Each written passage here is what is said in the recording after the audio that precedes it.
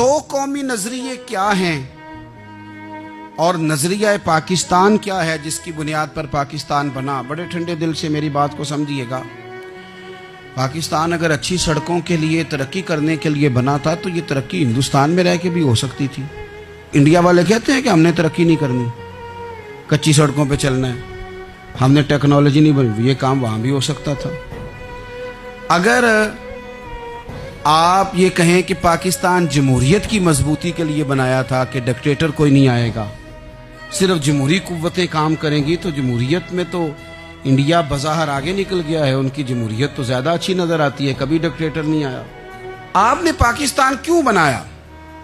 اگر آپ نے یہی کام کرنے تھے، فحاشی اور یانی اور جو مرضی جس کے من میں آئے کرے، اور کوئی فرق نہ ہو یہاں کے اور وہاں کے کلچر میں، رشوت خوری، بھتہ خوری اور ناجائز فروشی، سارے کام اگر ہونے تھے تو یہ کام وہاں بھی ہوتے ہیں۔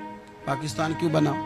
کیوں اتنی ساری 40,000 لوگوں نے اپنی جانوں کی قربانیاں دیں؟ دنیا کی سب سے بڑی ہجرت ہوئی ہے، سب سے بڑی، جب پاکستان بنا۔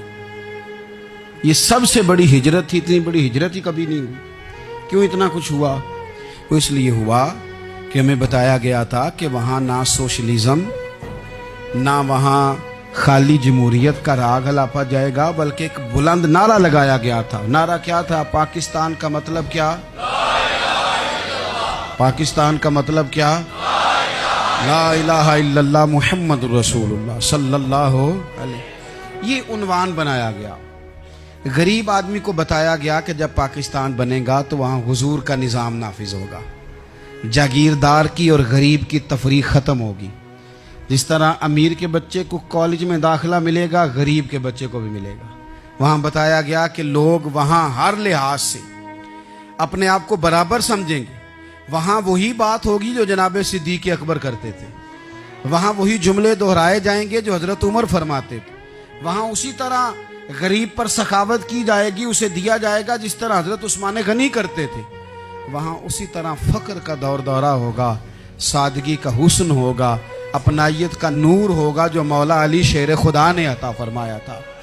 اس سوچ کی بنیاد پر پاکستان بنایا گیا، اس سوچ کی بنیاد پر، اور اسی سوچ کو آگے لے کر کے جایا گیا۔ کوئی سیاسی پارٹی اب یہ بات نہیں کرتی۔ دو قومی نظریے کا معنی یہ تھا کہ ہندو الگ قوم ہے، مسلمان ایک الگ قوم ہے، ان کا رہنا سہنا، اٹھنا بیٹھنا، کھانا پینا الگ ہے، ہمارا اٹھنا بیٹھنا، کھانا پینا، سارے معاملات الگ ہیں، تہذیب و تمدن الگ ہے، لہذا ہمیں الگ سے خطہ چاہیے جہاں ہم اسلامی نظریات کے مطابق آزاد ہو کے اپنا وقت گزار سکیں۔ اس دو قومی نظریے کی بنیاد پر، دو قومی پہلے تو علامہ اقبال اس کے قائل نہیں تھے۔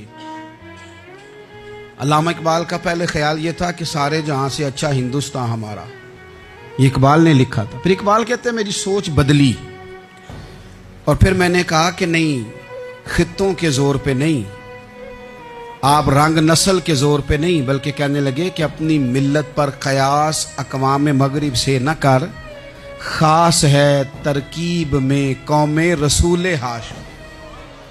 آپ جو تقسیم کریں گے، یہ جو تقسیم ہوئی ہے نا عرب کی، یہ مذہب کی بنیاد پہ نہیں ہوئی،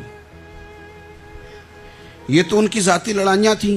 چھوٹا سا دبئی بن گیا، چھوٹا سا مسقط، چھوٹا سا ابوظہبی، یہ تو ان کی ذاتی لڑائیاں تھیں، قبیلوں کی لڑائیاں تھیں، جنگیں تھیں، چھوٹے چھوٹے ملک الگ سے تقسیم ہو گئے۔ یہ مذہب کی بنیاد پہ ایسا نہیں ہوا۔ دنیا میں جتنی ریاستیں ٹوٹ کر بڑی ریاستوں سے الگ ہوئی تو اس میں یہ تھا کہ ہماری قوم الگ ہے، ہم سردار علیحدہ سے ہیں، اس لیے ہم علیحدگی پسند ہیں۔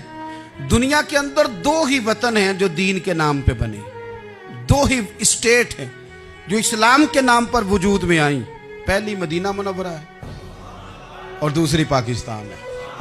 خالص مذہب کے نام پر یہ دو ریاستیں وجود میں ہیں، ایک مدینہ طیبہ اور دوسرا پاکستان۔ پاکستان کا مطلب کیا؟ لا الہ الا اللہ محمد رسول اللہ صلی اللہ علیہ وسلم۔ اس بنیاد پر اس وطن کو، خطے کو حاصل کیا گیا، یہی نعرہ لگایا گیا۔